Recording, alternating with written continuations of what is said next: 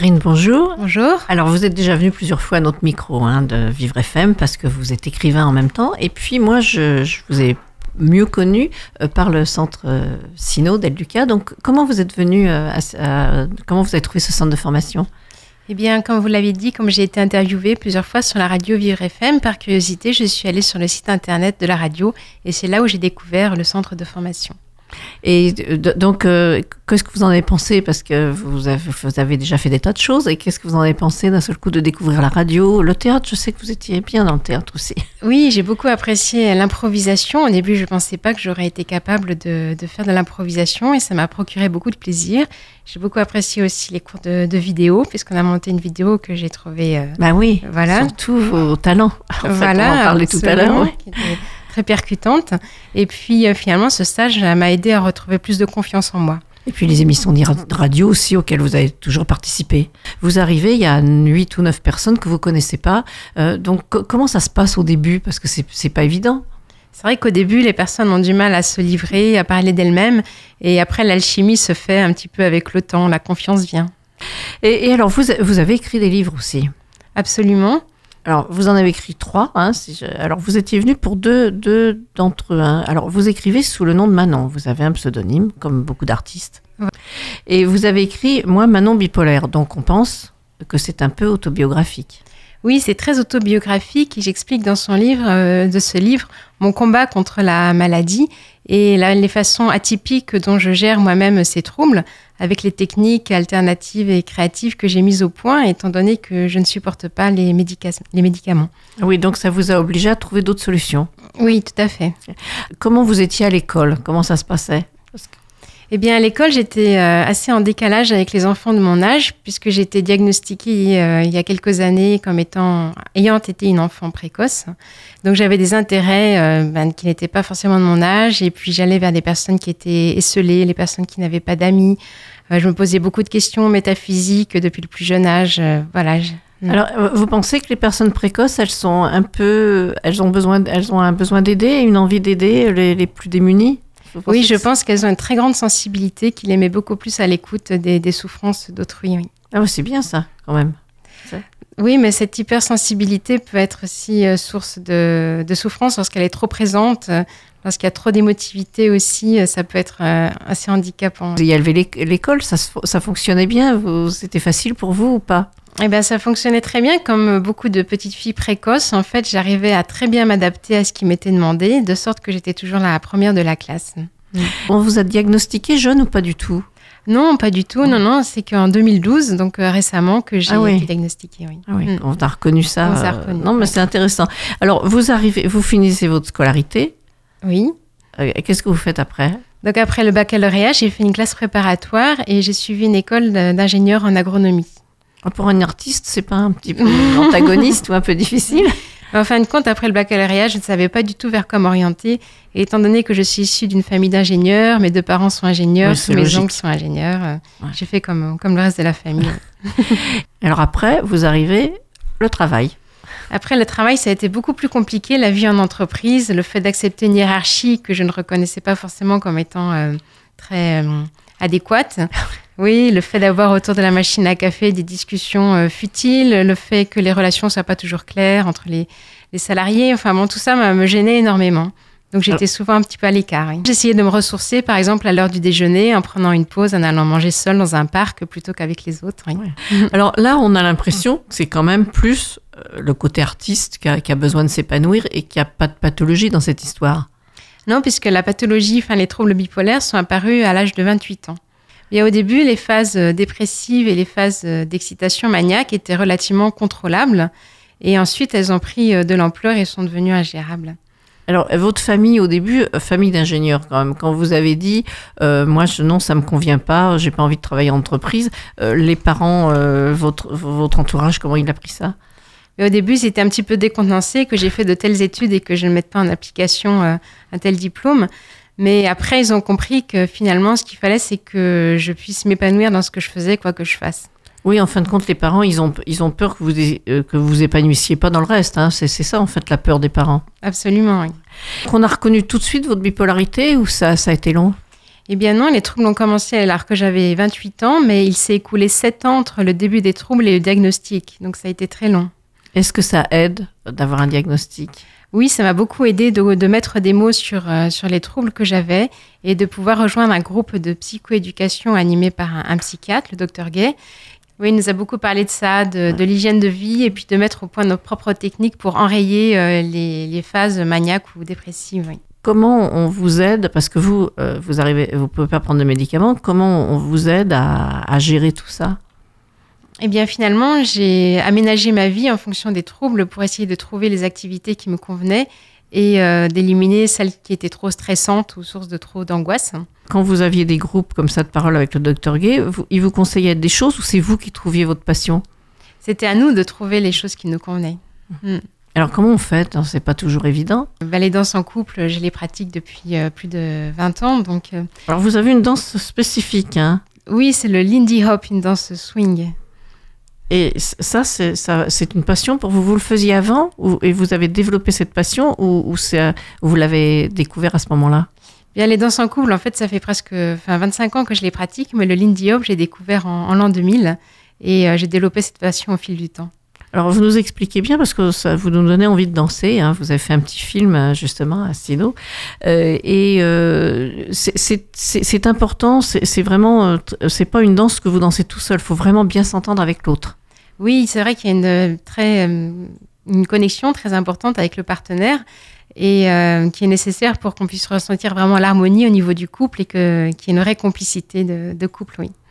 Vous avez développé ça et alors vous donnez des cours, vous faites des tas de choses autour de ça? Oui, je donne des cours à Auvers-sur-Oise puisque mon partenaire de danse a une péniche à Auvers-sur-Oise. Donc une fois par semaine, on donne des cours là-bas et on anime aussi des stages, mais plutôt en lien avec des centres comme des villages de vacances qui nous fournissent ces infrastructures au sein desquelles nous pouvons animer. Oui, et l'écriture, alors comment c'est venu l'écriture? Mais en fait, j'écris depuis que je suis très jeune.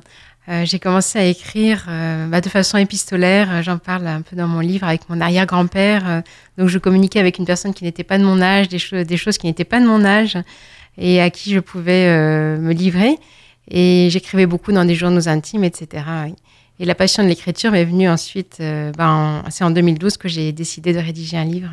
Et alors, c'est une envie aussi de partager des choses?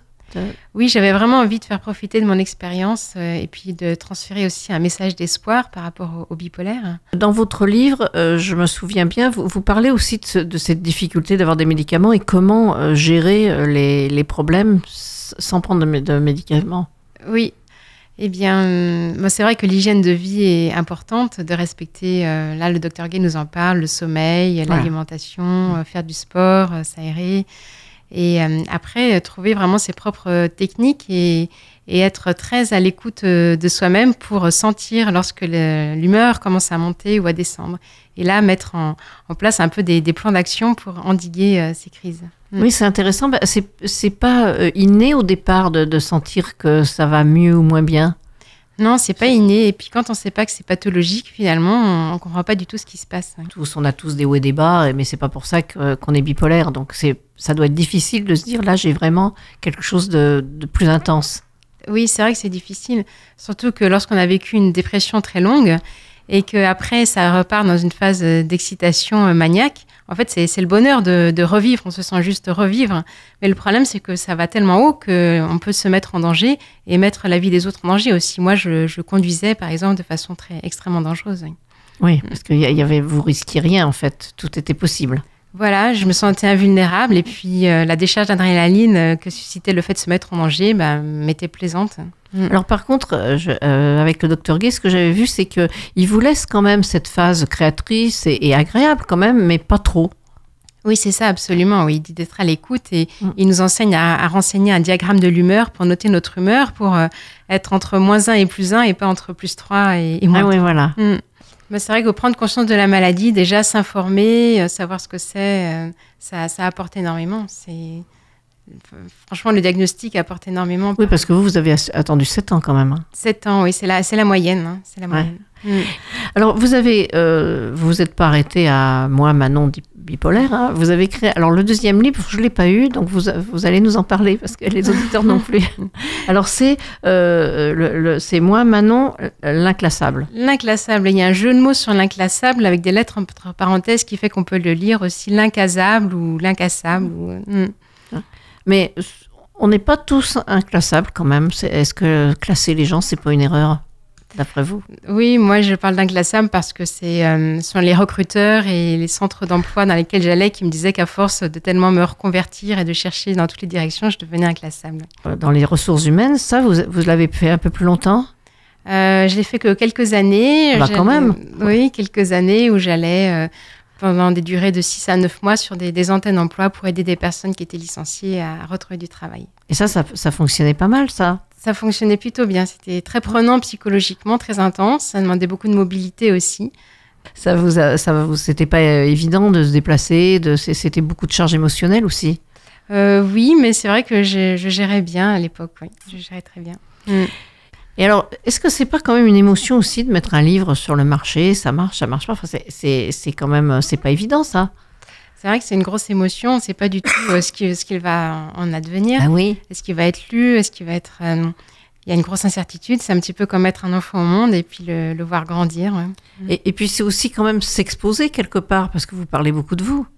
Oui, c'est vrai que c'est une exposition, mais j'ai eu finalement que des retours très, très positifs et favorables. Oui. Alors, le deuxième, en quoi il est différent par rapport au premier?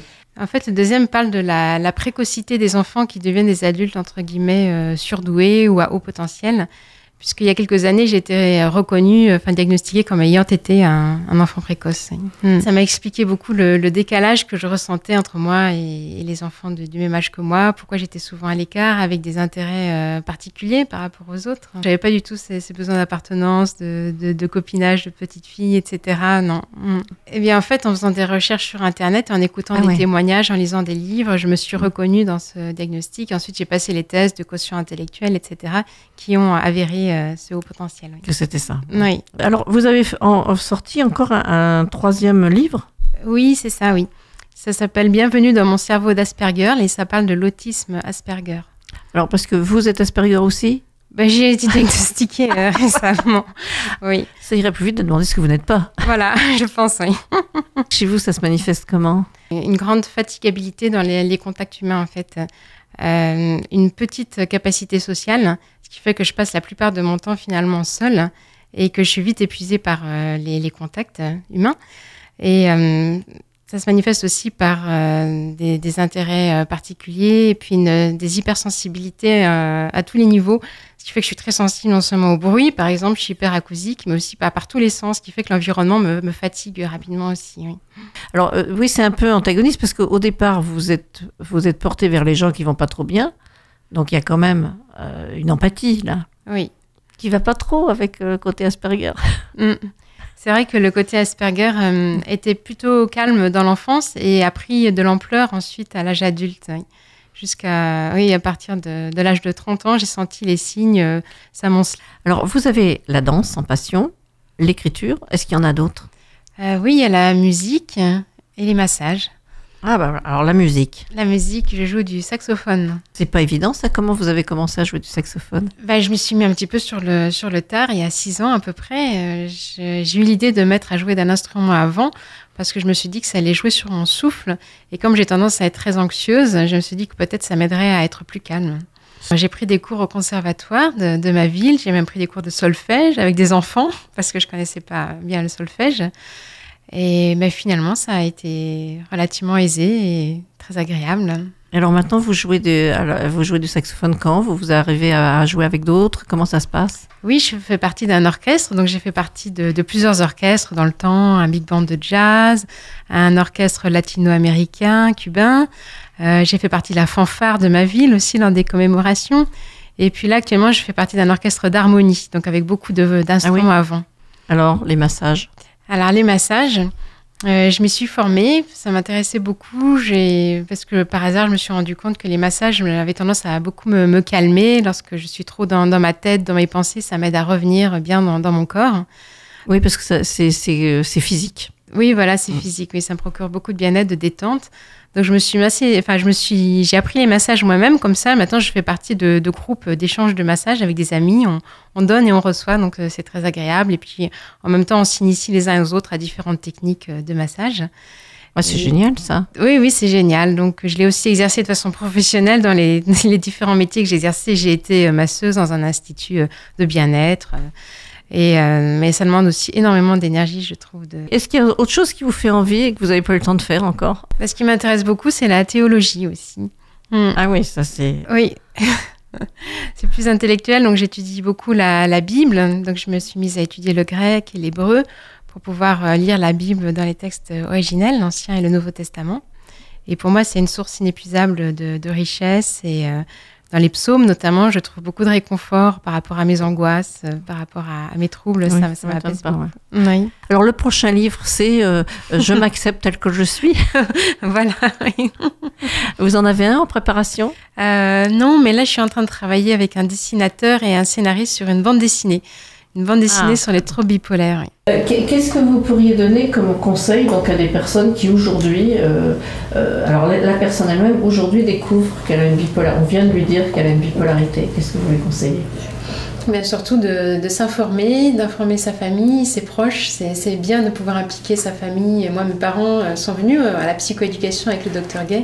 Et le fait que tout l'entourage soit bien informé, c'est déjà un premier pas énorme vers la stabilisation. Oui. Ça, c'est important, oui. Mais déjà, il faut que la famille comprenne que c'est une vraie maladie, hein, que c'est pas juste des... Voilà, que c'est des caprices. Oui, que ce ne sont pas des caprices, exactement, oui.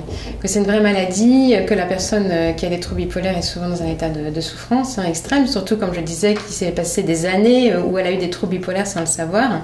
Donc, des années de la vie souvent gâchées. Et donc la famille peut apprendre à gérer aussi, à reconnaître les signes selon lesquels la personne commence à devenir un petit peu trop excitée ou au contraire a envie de moins sortir. Et donc proposer des sorties lorsque la personne va plutôt moins bien et essayer de la calmer, de la retenir un peu lorsqu'elle va trop vite.